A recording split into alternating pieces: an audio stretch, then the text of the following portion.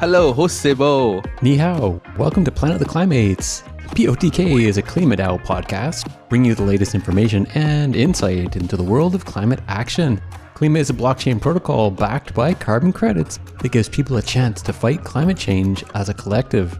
My name is Phaedrus, and I'll be your host on this adventure. I'm joined by my good friend and co-host Reikuman. Today we're chatting with Mitchell from Carbonlink. Let's jump right in.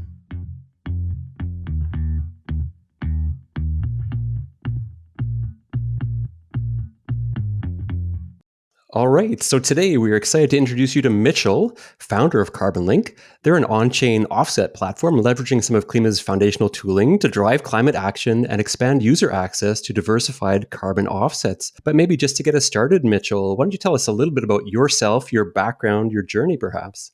It's a pleasure, and thank you guys both so much for having me on. My name is Mitchell. I'm a junior at USC studying business and minoring in blockchain, and I'm also the founder and CEO of Carbonlink. My journey with that got started about a little over a year and a half ago. When I originally went to USC, I was planning on doing something in finance or consulting, and pretty quickly realized that was not whatsoever what I wanted to be able to do. I wanted to be in startups and specifically environmental tech. And so fortunately, a friend connected me with a really unique startup. They were bioenergy and really cool piece, but essentially they just take anything bio-waste, remove the carbon from it, and then burn off the rest, creating on-site energy. And this was one of the first times I'd really heard too much about carbon market. I was sort of familiar with it, but never had actually gotten to sit down with someone that was, a participant in it and hear about the pain points from their side. And, I'm sure we've all heard it 1,000 times. I'm sure you probably covered it 1,000 times in this podcast, so I won't go into too much detail about their pain points, but they were frustrated that they were losing about 15 to 20% of, the majority of their revenue. They'd kind of already gotten my brain spinning when they sort of talked about the inefficiencies of the market. And so at that same time, I was really interested in blockchain, saw that there was really great similarities between the two, right? Every bad buzzword for carbon offsets is all the best buzzwords that we have going for blockchain. And so we actually started trying to build a carbon bridge. So this was before actually Klima launched, and we were trying to work and see how we could bring carbon offsets chain as ERC 1155s. Our main goal was to see how we could keep it in their active state and basically take it all the way from pre-issuance so that you could sell forward to its active state and then to its retired state, and keeping the ERC 1155 the whole way. And obviously that one didn't work out. And so ever since then, it's kind of been I think a year of building in the space and hopefully soon shipping something. But yeah, that's awesome. So you've kind of been around from the early days, or you've kind of seen the pain points that on-chain carbon is solving there too. It's very unique for you to see someone at your age that was focusing on carbon itself. My question would be what really inspired you to, just push yourself to that level? I think the short answer for that is, I do think it's the best possible use case for blockchain. This piece of technology was seemingly built to solve this one unique problem. And, from a personal perspective, I hadn't seen something I thought that, maybe outside of payments was that perfect of a relationship where those two could go together. I would say personally, I think I was definitely always environment inclined. I think it was around junior year when I kind of got bit with the bug. I did a summer program, and every week we were getting exposed to new, different, unsustainable issues. And, after that, I was like, okay, I'm not going to be the person that's going to build the technology, but my goal was, how can I make it easy for those people to build that technology, right? How can we direct funding to them? How can we make operations as easy as possible? I was like, I can just be a cog in their machine, and that's perfect. And when I saw carbon offsets, I was like, oh, wow, someone was already doing this. I don't need to go do, venture capital specifically for this or private equity. If we can just make this tool the best possible tool, have the most possible adoption, I thought that was the most impactful thing I could have done. Definitely. I feel there's a lot of bureaucracy has been removed through the power of blockchain, whereby we are able to move the needle much, much faster than the usual way of doing business. I completely agree with that. The on-chain liquidity, I think, is itself incredibly impactful, right? Eventually, I hope that we're able to build out more infrastructure for suppliers, right? So they can get instant liquidity and maybe not have to go through as much of the hassle of Web3. And, we've already seen it on the buyer side, or I can help you source something around 40 to 50 million carbon offsets.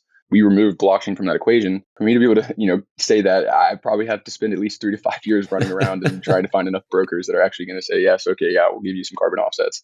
Yeah, that's great, Mitchell. Great to hear kind of your journey in that story and understanding those pain points from the other side as well too. I think you did allude there that, when you're finding your role or the niche, what you can play in the market there, you're initially kind of imagining developing a bridge.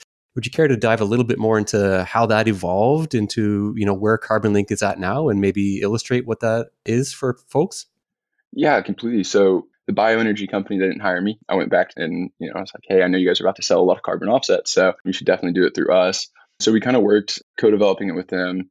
And this was, right at the time that, like I said, Klima and Toucan had just launched. And, we kind of had two different snafus that ultimately made us put aside the bridge. One was, first and foremost, the ERC 1155s. That didn't win the battle. At the time, there wasn't enough infrastructure necessary for it. Like, I think Uniswap just released an ERC 1155 AMM. We wanted trading and liquidity, and we were not going to be able to get that with that token standard.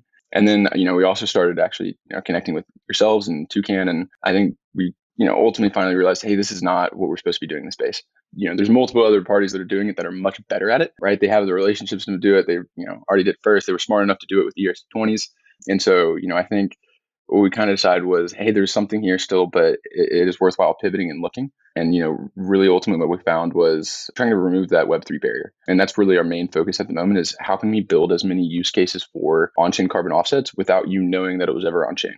That has been this, this barrier and this big challenge, a big roadblock and a hurdle to find that mainstream adoption, or it just shouldn't matter that it's on chain. It's providing all these benefits, but, traversing and meeting people where they're at, whether it's that Web 2 mindset or just not thinking about the blockchain at all. But yeah, so what is Carbonlink right now, and what people are visiting your site, carbonlink.io, what can they find and what can they explore about what you're offering there? Yeah, so we'd actually finished our platform back in January. And really the main functionalities that you had is you were able to trade any of the current ERC20 on-chain carbon offsets. So that'd be yourselves, C3s, Toucans, and Moss. You were able to retire it through our platform. It would still be done on-chain, but you, of course, would never have to pay a gas fee. We abstracted all of that away, but still gave you a unique wallet address, right? So this is still Phaedrus retirement, activity. It's auditable, it's recorded. And then there's liquidity to be able to trade. But we actually had to shelve that project. One of the kind of unfortunate things is because we are centralized and we do have to work with different providers to really remove that Web3 barrier. We're also sort of at their mercy and at the mercy of some regulation, which,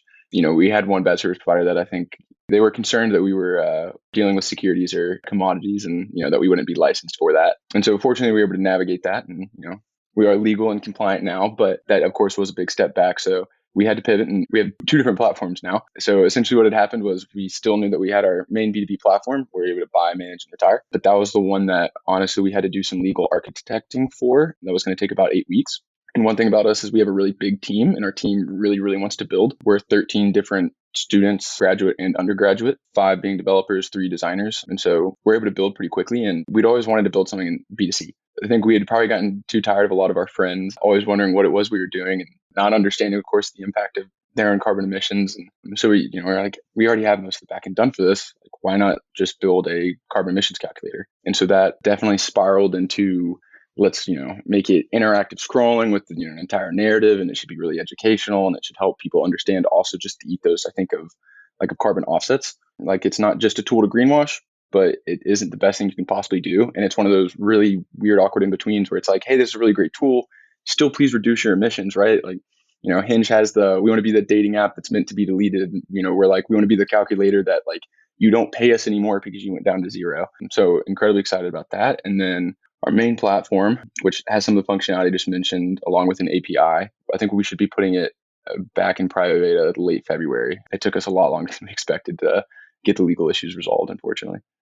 Oh, awesome. But it looks like people can kick the tires on carbonisbad.com there too, the little bit of a calculator for people to walk through. And yeah, be able to subscribe, offset, and we support all the previously mentioned tokens and build with your lovely retirement aggregator. So Mitchell, while you've been doing this deep dive and kind of learning over the last, relatively short period of time there too, but I'm curious what you've seen that's changed from the landscape, perhaps when you were first trying to solve that problem for your bioenergy, biowaste startup to, where the market sits right now. And it certainly has been a tumultuous last 12 months, let's say. But what have you learned about the market, or what have been some of the bigger takeaways for you?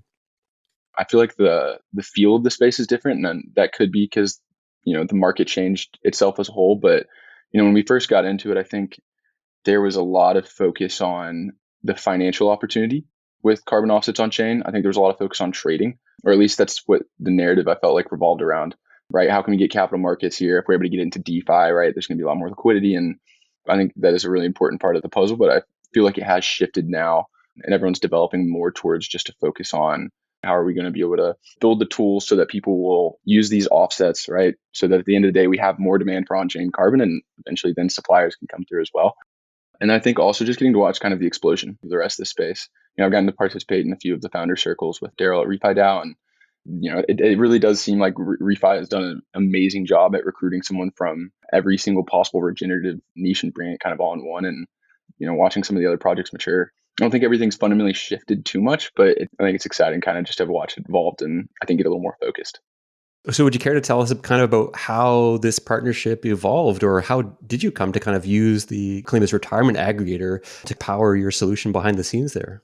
Yeah, back, a year and a half ago when we first started this, like our dream was, right when you guys had launched, we're like, we're going to make it into treasury, right? We want to be the ERC 1155s that get there. And I think it's funny as it sort of evolved because when we were kind of back at the drawing board, we're like, how are we going to fit in the space? And we'd added a new team member and someone on your team followed them or had known about them and they just DM'd them on Twitter and said, hey, we'd love to know what you're working on. Saw it's something, involving our space and kind of adjacent. And so, we got to connect pretty early and starting to meet with, the rest of your team and Sai Ziggy and learn a little bit more about your product. And I think that was at the same time that we were starting to connect with a lot more of just, the other on-chain carbon offset projects. And that was honestly kind of also what helped us find our niche because we were able to, we'd kind of always known the Web3 barrier to entry was a problem, but it was always our second focus, right? When we were originally building it, we were like, if we're B2B, I can't, try to convince some company to pay in Polygon or Matic token. As much as I would not want to, we need to kind of make this easier for them. And I think it was when we were in those early meetings, we sort of realized, right, the space is all about collaboration. That's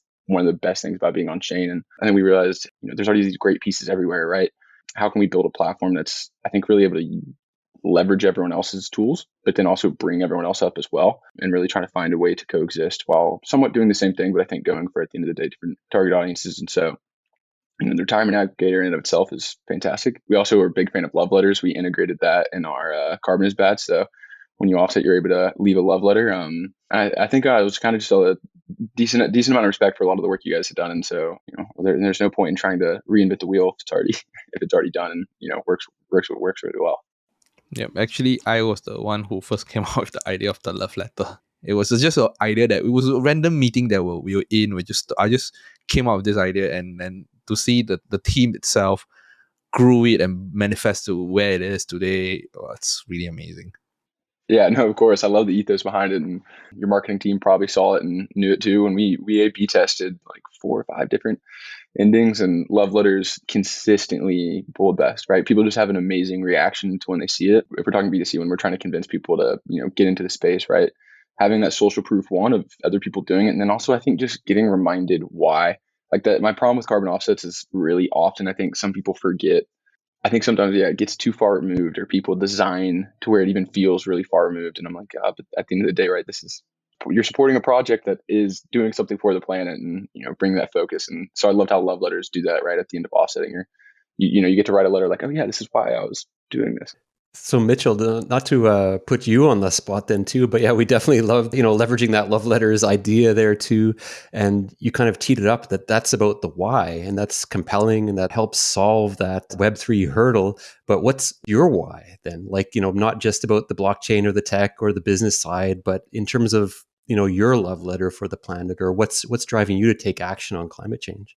Yeah, my grandparents, they always had a place in Steamboat Springs, Colorado. And so I spent every summer and every winter there and, a lot of time with my grandfather. And I would probably have to say every formative memory I have had because I was having a conversation on a hike. And it's something that's one of those intangible, even now, right? If I have to take a call, if I'm having, a rough day, right? I always try to find a really great hike. I like to walk outside. I think that just gets my brain going. It makes me ultimately happy. And I've learned that it is essential now that I've lived in LA for a few years that I really do need to be somewhere green. And so, I think first and foremost, it's that intangible. Every fun pastime I have, everything I love to do, it involves the outdoors, it involves nature and getting to see, I think, things change over time. I remember when I was, a junior in high school, I was doing the Never Summer Wilderness Trail in Colorado. And, it's like a 4-day loop. And I remember when we made it to the back half, there was not a single tree.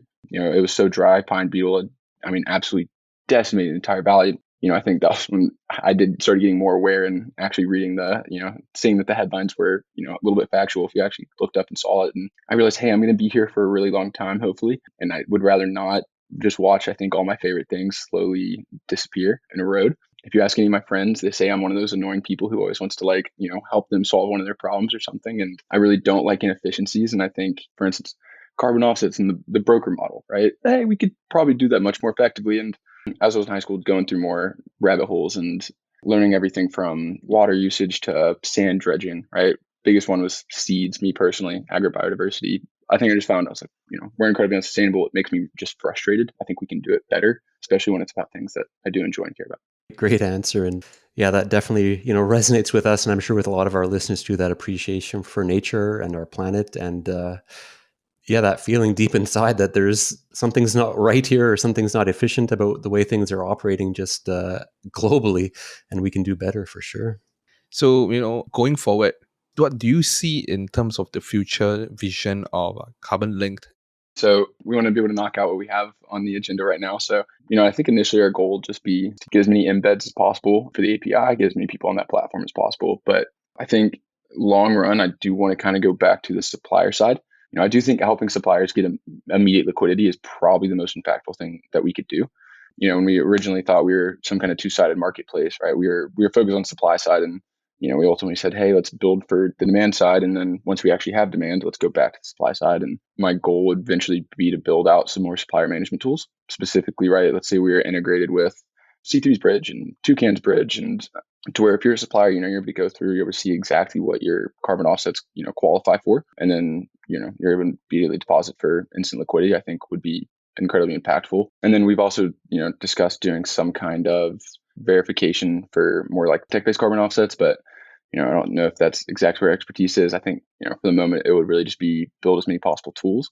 And then definitely excited to, I think, expand, but hopefully be able to bring on someone like an open forest protocol or supporting someone like Region as well. And then lastly, just because I'll name drop it, but we're also really hoping to add plastic waste soon because I think it's equally as important and a great fit for Carbon is Bad. So, I think we're hopefully connecting with plastics.io soon. So that's at least, I think, the immediate focus or kind of what's on the horizon. Thank you so much, Mitchell, for sharing. So for those who want to find out more about you and your project, where can they go? Yeah, you're able to follow us on Twitter at Carbonlink.io. You're also able to join our newsletter if you go to greenwashed.earth. And then, of course, Instagram for Carbon is Bad, which should have a very exciting announcement soon. Mitchell, just want to say thank you again, too. You really kind of illustrated the nature of the collaboration, the nature of building these, networks with your platform, too, that you're connecting so many of the players in the ReFi space. And definitely want to wish you luck with all your launches you've got coming up in early 2023 here. No, I appreciate it. Yeah, thank you guys for having on. This was a lot of fun.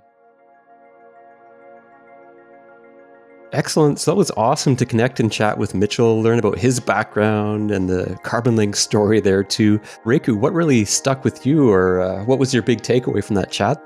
I think about, what's the advantage of him being a student and, undergrads. And I think that was something that resonated with me, like, to have that drive, that motivation and that energy itself with the fresh set of eyes on what we are doing. That really makes me feel that they are here to succeed because, them looking at this space as a very collaborative space, and here we are trying to work together.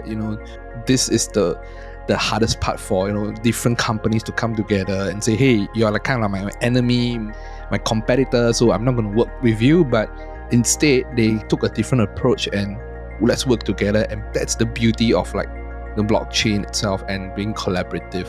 Yeah, exactly. I think, he really illustrated a great story of that there too, where those competitors become collaborators. And I think really it's great that he's got this young team of people who are learning as they go and students that are able to pivot and adapt. And they're really helping to address some of the emerging challenges that we're facing in the market here. We might not be able to do that on our own, and other players in ReFi couldn't do that on their own, but, continuing to add value, and definitely looking forward to seeing that launch in the new year there from Carbonlink and Carbon is Bad.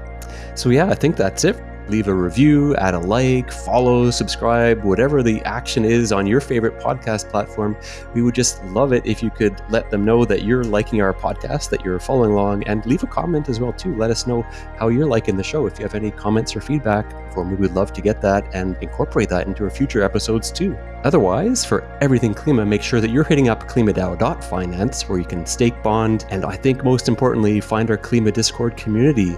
Because we're a DAO, we're very much community-driven, just like this podcast. If you join us, you're going to find a great group of Climates and plenty of opportunities to contribute and be an active Climate too.